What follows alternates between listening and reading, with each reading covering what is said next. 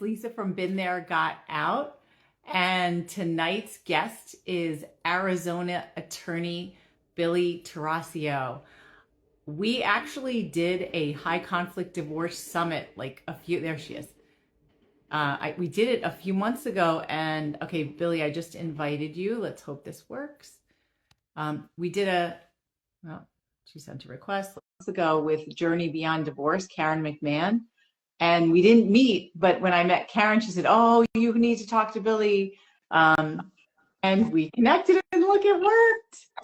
Hooray. Hey there. How you doing? Thanks for joining. Absolutely. I didn't mean to interrupt. You were talking.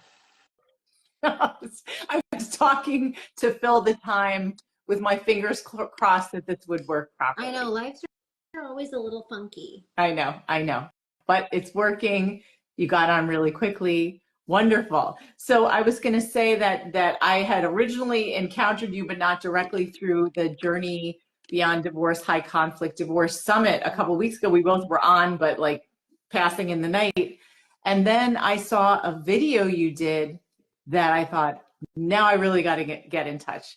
And it was about, you were talking about a case and how a judge used the best interest factors to prove that alienation was a form of domestic violence. And I was fascinated because I thought, this is one of the hugest topics in our community. And we're working on a book about this. We're working on an online course about this. And here you are, an attorney who managed to do something really difficult, which was to prove alienation as a form of domestic violence when there's such controversy around the term itself. So before we even get into that, Billie, can you just introduce yourself and just say a little bit about you and what you do?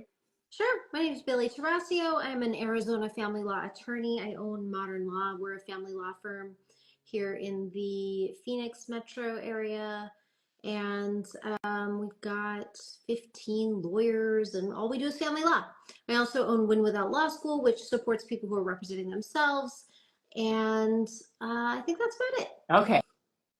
So I know that term parental alienation is very controversial. As a certified domestic violence advocate, I was told by a lot of allies, like, don't ever say that term because it's been weaponized against domestic violence victims. However, since Chris and I have been coaching with purely domestic violence victims, men and women from all over the world, alienation, or whatever you want to call it, abuse by proxy, coercive control, is one of the hugest, most common issues in our community. And that's when a relationship breaks up and one party decides that they want to continue to engage in power and control. And we often say they're limited to three things: money, kids, and the courts. And the money and courts are expensive and take a toll, but kids are the most painful and last the longest. So as an attorney, what term do you use? I know we also hear never say that word in the court, like narcissist, but what do you use to describe this type of punishment? You know, I didn't use the term alienation. The judge did. And I think that is really important. It's not typically in your best interest as a litigant or a lawyer to use the term parental alienation. It's just too hot, Right. too controversial. So you really want to describe the behavior. And even the judge calling parental alienation domestic violence triggered an appeal. Mm-hmm. And the appeal brief by dad pretty much says, you know, you can't say that alienation is domestic violence. Now, the judge did a great job describing the behavior that she deemed parental alienation, which by itself could be and is domestic violence. So that, of course, is our argument in the responding brief. So it's up on appeal, and we'll see what happens. Could you tell us a little bit, I mean, without breaking privacy, just a general thing about the case, almost like you did in that original video that I saw, that I was like, wow. Yeah, I was floored when I read this ruling, just absolutely floored. And the client has given permission to talk about this case. She knows how rare it is to get a ruling like the one that she got. And her case and her facts are not all that unusual. Like, people experience this all the time, as you know. So in this particular case, mom and dad shared like I think she was 7 at the time. And mom was the custodial parent. And mom got a DUI.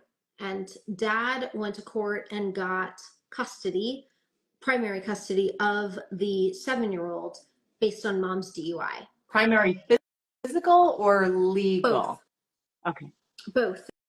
And in Arizona, if you have a conviction for drug or alcohol within 12 months, there's a presumption that you should not be awarded joint legal decision making. So dad got sole legal and most of the physical custody. It's important to note in this particular case that these people lived about an hour apart. So somebody was going to be the custodial parent. It wasn't a situation where they could share 50-50. And the court order said it didn't set specific parenting time for mom, that original court order, which is a problem. Like in Arizona, there's a law that requires you to have actual times that are your parenting time. But what the order said was that, because mom needed to find a ride to go over and get the child an hour away because she'd lost her license. So dad was ordered to arrange parenting time with mom and allow mom to do so. And for the next 3 years, dad basically played games and didn't allow mom contact, wouldn't return her calls, blocked her calls, took the kiddo out of school, blocked mom's family members from contacting dad to get parenting time with the daughter, bashed mom to the daughter and in front of the daughter.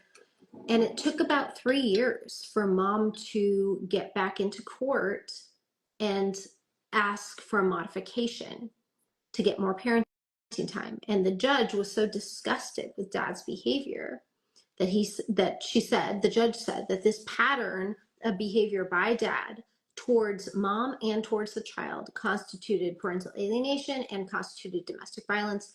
And mom became once again the custodial parent and the one with the final legal decision making. So it flipped. So custody flipped. Wow. So how did mom document the behaviors? And also, actually before that question, what was the impact on the child? The visible impact on the child? So I mentioned the kiddo was 7, and that matters because like the older the kiddo is when they kind of are dealing with that alienation, I almost think the harder it is. But the child was interviewed and said that the child wanted to stay with dad. But the judge said, I know this child's been manipulated and alienated, and I'm not going to do that. So the judge, despite the child's interview, read through the lines and gave mom custody. And the child now doesn't want to see dad. Yeah. So mom knows how important it is not to bash dad. Dad has every weekend parenting time, and the child doesn't want to go. She's 11 now. She doesn't want to go see dad. She doesn't like dad, but mom's like, listen, this is what it is. It's the parenting time. He's your dad. You have to love him, which is, the better way to go as opposed to like bashing the other parent. Yeah. So how did mom document things like this? Because we know this type of emotional abuse is so insidious and very, very hard to prove, even without using the words. I mean, we always talk about, you don't use the term, but you show the patterns of behavior over time and the impact on the case or the child or your relationship with the child. Yeah, I mean, in this case, dad did a lot of the work for us. He had taken the child out of school. The child's grades had dropped. He refused to share that information with mom. It was a pretty severe case, 3 years of not allowing mom to see the child. And I don't think it was like at all. I think there were several times when she was able to see the child, but it's a pretty severe case of alienation. So between the phone records, the documented attempts of mom trying to see her child, the family members of mom testifying who said that they also tried to reach out and were rebuked by dad, and the text messages, that was enough. Wow. So one of the things that we teach our clients who are dealing with things like that, and actually in any kind of custody battle, are something we call the alienation factors, and that's based off the Baker model. And we've interviewed Dr. Amy Baker. So as you were putting together this case, were there certain of those factors that you made themes, or how did you do this? No. We were arguing best interest. I think this case would have won without the judge saying parental alienation happened. I think the judge could have found, and I think that that's the best way to treat any of these cases, is best interest. If you just look at what are the factors and how is the child harmed by specific behavior, I think that's the better way to go. Yeah, I mean, for us, like when we think about best interest factors, we think about the one that talks about how each parent is supposed to try to support the child's relationship with the other parent. Mm-hmm. But the flip side is one parent attempting to undermine that child's relationship with the other parent. Mm-hmm. But specifically, how are they doing that? Are they sending poisonous messages about the other parent? Are they blocking contact and communication? Are they undermining that parent's authority, et cetera? So those are the details I was thinking in my head. Which, Absolutely. yeah, those are like, to us, that's like the subcategory of one of the best interest factors are like the detailed things. And Billie, I think you know, or maybe you don't know, but I used to be a high school English teacher. And so we always talk about teaching writing and the hamburger essay, the 5-paragraph essay, where there's like an introduction, a conclusion, and like 3 main points, 2 or 3 main points that are themes, and then to focus on details that kind of address those, or examples that address those themes. Mm-hmm. Yeah, I mean, this dad called mom names in front of the child, like really bad name, like dumb motherfucking bitch in front of the Wow. child. And this is quoted in the court order. So, I don't think you need the alienation word. I think the Right. behaviors are so detrimental, and you just really want to hone in on those, on that language. And alienation has become almost an industry, and Arizona just recently passed a law that outlaws reunification camps, which are hugely controversial. So I like to kind of stay away from the term Right. and just focus on the outcome. Yeah. So let's say that it is, you know, because like we said, we know how often the term is weaponized. But let's say that it is happening to someone like this woman, because it happens to a lot of our clients, and they're like, I don't even know where to start. But it generally is one parent's not following the parenting plan, and then it just gets progressively worse. So let's say someone's in a really bad situation and the kid doesn't want to see them. What is the proper relief? What are some forms of relief that a target parent can ask for when they feel like their kids are being kind of turned against them? Yeah. So one of the worst things you can do is not enforce your parenting time.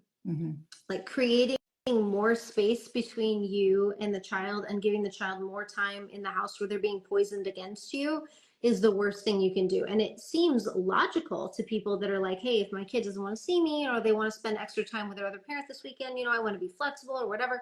You don't want to do that. You just don't. And then when you get your child, you essentially have to become a therapist. You have to become so educated in like basically deprogramming these things that are being fed to them. And so you want to get the help of a counselor for sure for you. You definitely want like a coach for you and counseling for you, and maybe counseling for your child as well. Yeah. Court, Yeah. court-wise, if they are violating the court order, you want to enforce it and you want to file for contempt. Yeah. Yeah. Wow.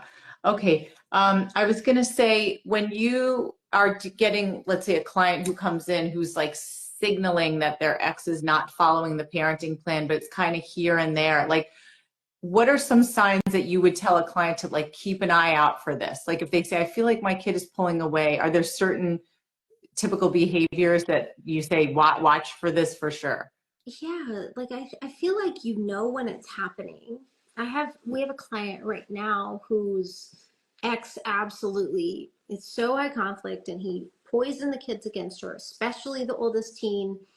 But she then kind of allowed the oldest teen to spend the majority of his time with dad, and then dad filed to modify parenting time to reflect what they had been doing for a year.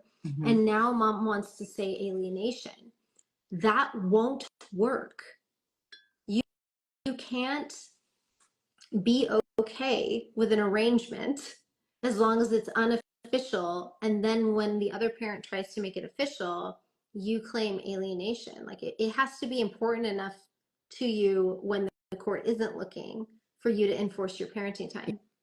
Yeah. What about something that we talked about recently with a friend of ours who runs something called Blended Family Frappe, was how extracurriculars can often be used as a form of alienation, where it's almost like figure summertime and parents don't live close together. And let's say father lives far away and he gets the child during the summers, but the child does all kinds of activities or is in summer camp. So the mom says, well, why don't we, but this is what our child really wants to do. But then the father's parenting time is cut. So it's kind of like tricky. I mean, what do you think about cases like that? It's so tricky. So my partner's kids live in Ohio and we live in Arizona. And they come out here, probably 4 or 5 times a year, and he goes there probably 4 or 5 times a year. And this summer we're going on a cruise to Europe, and his middle kiddo isn't going to come because she wants to go to cheer camp. Mm-hmm. And so for me, I'm like, there's just no way. There's no way that I would let my kids skip a trip to Europe for cheer camp. But he has really taken the long-term position of how do I have the best possible relationship with my kids for Mm-hmm. now and forever. And if this is something that's important to them, I'm going to let her make that choice, and I'm just going to be here and support her. And she's talking about coming out to college in Arizona. And so he tries to be as flexible on parenting time as possible. If one kid doesn't want to come out of the three, he's like, no problem. Now, as a family law attorney, I would never recommend that. Interesting. But I'm watching it play out. And Mhm. because he has the ability to go there and spend time with them there, it really is working. Yeah, Because what you that's don't great. want is a power struggle with teenagers, right? Right. But you also don't want it where you don't have contact, where Right. contact gets more and more limited. But Right. so the situation you're describing, maybe it's not during the regular time that he would normally see her, but he's still having regular, frequent contact. Right. Yeah. He's had to be really creative because his kids were teenagers. And then, my ex-husband, he had a little girl when we got married, um, and we moved from Oregon to Arizona. And so we had to do long distance with her too. And with her, my ex-husband was very strict. Like, we follow the parenting plan. Like, doesn't matter what activities you have going on. This is the schedule, you follow the schedule. Hmm. And that worked too. But I think you need to read your children, and you need to Yeah. read the situation and understand that every single relationship is very, very unique. And don't ever let your relationship with your ex undermine or destroy what you could create with your child. Right, right. But I think also paying attention to your ex, because our audience here is only high conflict. Mm-hmm. So it's tricky with the ex. I mean, they have to keep an eye on the ex because the ex is often trying to keep the kids away Mm-hmm. from our parents. So speaking of that, there's cases obviously where a child is being turned against a parent. But on the flip side, in our clients' cases, so often it is very predictable. They will be accused Mm-hmm. of parental alienation. Mm-hmm. How common is that in your world where like the client's not doing it? Perhaps there's something in the relationship or whatever where the other person hasn't been a great parent. Maybe there's abuse or neglect. And then just because the kid isn't doing what they want, they say, you're alienating the child. I'm going to come after you. How often do you see that? I want to make sure I understand. So most of the time, so sometimes parents can engage in, I will call them alienating behaviors unintentionally. Yeah. And if you are like overprotective, or you are projecting your own relationship that was very traumatic with your ex onto your child, that is could be alienating behavior. And you really have to take care of yourself and get yourself, like, go through EMDR, really process your own trauma so that you can allow your children to have their own relationship with their parent and help them, because they're going to have to manage the relationship they have with your ex. And you know how difficult your ex was, but they have to live it. They don't get to divorce your ex the same way you did. Yeah, I think a lot of parents are not even aware of their own behaviors, even things like body language, Yeah. rolling the eyes, Hmm. making little comments. That's why we teach it, because we're like, we don't want you to inadvertently do something that could be twisted and used against you in court. So you need to be aware. Like, for And example, not go ahead. only just used against you in court, it is not good for your children. It is Right. not good for your children. And all of us do it. Man, my kids have called me out. Like, and I know better. And I think I'm really, really, really good. They pick up on everything, Hmm. every tiny comment that you might make. Well, your dad did blah, blah, blah. Even Anything they pick up on. tone, just, Tone. yeah. Even if it's mostly innocent, but you kind of know it isn't, they pick up on it. Yeah, yeah. So in terms of the thing with being falsely accused of alienating a child, like I'm thinking of a particular situation with one of our clients where her ex, while they were still married, had some issues in the relationship with the children and was more concerned with his own happiness and his own activities that he was doing outside of the home, where the relationship really fell apart because he had kind of abandoned them emotionally before he even left the house. So now, of course, as the divorce is being played out, long, it's one of those long, difficult ones.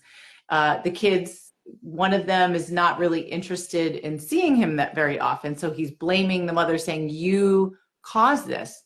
But in our minds, hearing about what's happened, it's that this was not caused by her. This was something that was an issue well before the split. But she's still being accused of parental alienation. Do you see situations like that frequently? Definitely. And then, you know, mom has to decide, it's mom, Yeah. right? In this particular case that you're talking about, Mhm. like, how is she going to give her child a voice and separate her voice from her child's voice? Sometimes it makes sense to get your child their own attorney. Mhm. Sometimes it makes sense to have an evaluator.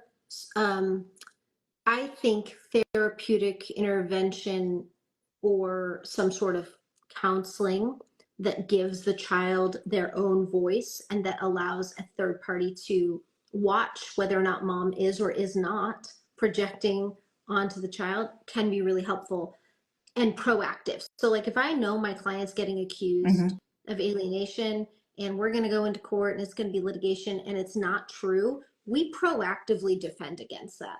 Mhm. Yeah.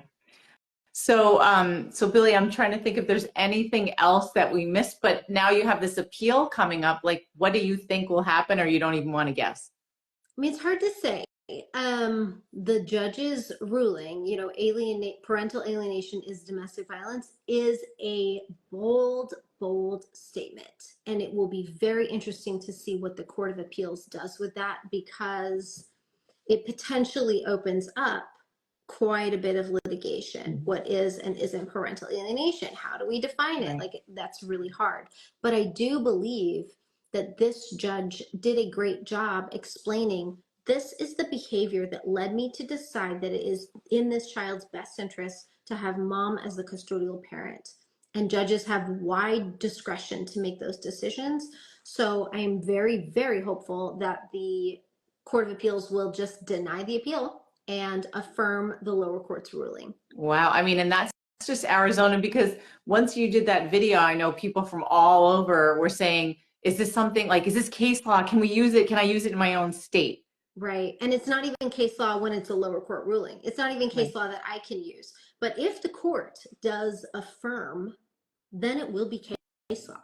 Then we will Yeah. be able to go to court and say, this behavior and this pattern of behavior needs to be analyzed as domestic violence or could be analyzed as domestic violence. And the reason that that's important is because if domestic violence is present, it creates a legal presumption against joint legal decision making. Yeah. Wow. And joint legal Amazing. decision making is so awful when you have an abusive, coercive control relationship. They use the legal decision making tool to just block everything. I know. I know. My partner, Chris, writes high conflict parenting plans, and we're developing this course right now. And we're putting the importance of a tiebreaker, if possible, Right. even if it has to be a third Right. party or something, but just have something. Right. because these parenting plans will say if the party, we say not if they don't agree, it's when they don't agree, what is going to be the path before just rushing back to court and getting in the muck all over again. I like that a lot. I like procedural steps that people have to take, because most of us know our exes so well that we can predict their behavior. Mm-hmm. And so you can use that information to design a parenting plan or a system that will work. So that is a very good tool that you can use. Yeah, I mean, I think the parenting plan, like an airtight parenting plan, can do so much in helping prevent someone from having to go back to court, because we always read them thinking from an abuser's point of view, how can I mess this up? What loopholes can I find? And then we try to seal them. Right. That's perfect. Just perfect. People's behavior is fairly predictable if you've been married for a while. Yeah. Yeah, for sure. All right. So Billie, how can people find you? And again, just repeat what you offer, because I love what you do for pro se litigants. Thanks. Yeah. So Modern Law's website is mymodernlaw.com. We're very, very active on social. We've got a support group on Facebook called the Modern Divorce Support Group that you can join.